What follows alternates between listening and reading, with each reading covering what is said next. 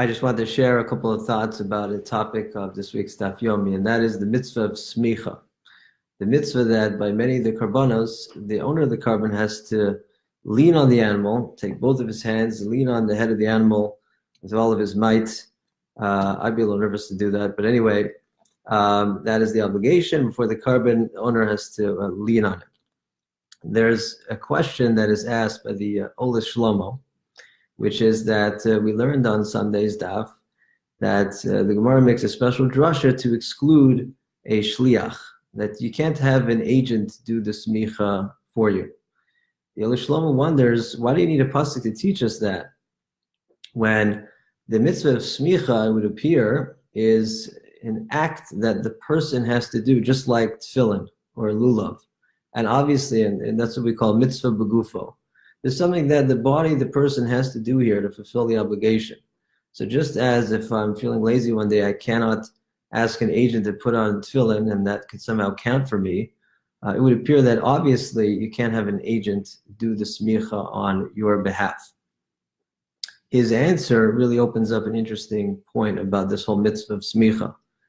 And that is that we have to say that semicha is not only about the gavra, of the person. Rather, semicha has also a lot to do with the object under discussion, i.e. the animal sacrifice. That to an extent, not completely as we'll see, but to an extent, the idea of semicha is that it's part of what has to happen to this animal. It's not strictly something I, the owner of the carbon, have to do. So now we can understand, well, maybe now there's room to argue that if an agent accomplishes it on your behalf, you appoint him and he does it, maybe that's valid, maybe that's acceptable, and that works. We can now use this concept to discuss a Tosfos question. Tosfos asks that the Gemara there, Darshans, makes a special, drasha from the pasuk that women don't do semicha. So Tosfos asks, what do you need a special pasuk for that? Isn't it a well-established rule that women are exempt from any time-dependent mitzvah, and semicha is time-dependent? You can only do it by day. So using this idea we're learning from the Ola Shlomo, we could start to argue that perhaps this is not a case where the rule that Tosfos refers to applies. Because that rule is saying that when you, person, has to do something at a specific time, that women don't have to do that kind of mitzvah. But if it's a mitzvah of that something has to happen to this carbon, well then it could be it's irrelevant that, it happens to be you could only do that at a certain time. We might have said, therefore, that women are obligated, so we need a special drasha to teach us otherwise. In addition, one last point from the Karen Ora, which sort of ties this all together, and that is that aside from the drasha that excludes doing semicha through an agent, there is a separate drasha that excludes a situation where a person comes along, not the owner of the carbon, and he goes and leans on the carbon. Does that do anything? The drasha teaches us, no, that does not do anything.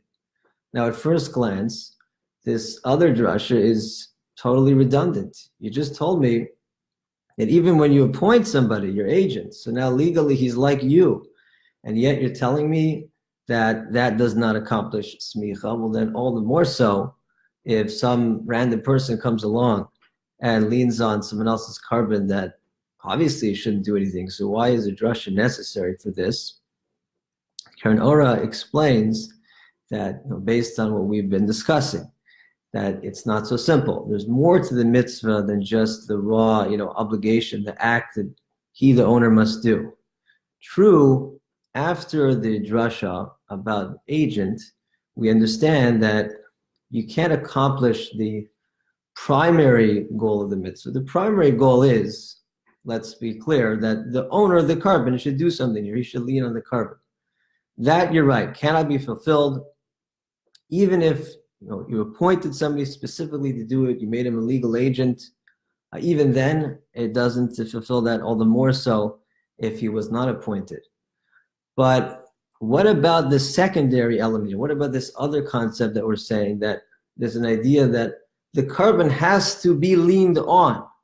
So the question is, maybe if someone else leans on it, the owner can't show up, and someone else leaned on it, maybe this fulfills this undercurrent, this other concept that's also a part of what's happening. Maybe that is accomplished through someone else's act of semicha. So comes along the pasuk to teach us that no, it doesn't accomplish anything. It doesn't even, we don't say that it accomplishes, a part of the mitzvah. So that explains that drasha. So really, I just want to share this, concept, this question of how to look at smicha. Is it on the person? Is it on the carbon? And using this question, really, how we could explore many of the issues that come up in our daf. We'll see you next time.